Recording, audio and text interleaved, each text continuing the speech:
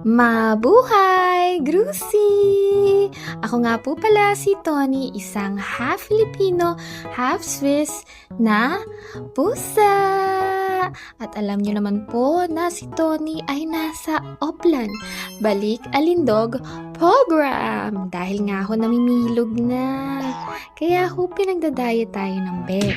So for today po ay nag-fitness program ng boxing si Tony at pinanching bag naman. Tingnan nyo nga naman ho kung gaano kagaling mag-boxing.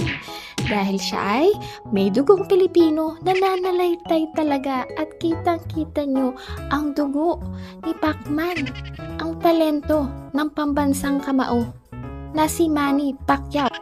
Pinaglaruan niya yun hanggang sa malobat siya. At ayun lamang po sa susunod ulit na video. Ciao!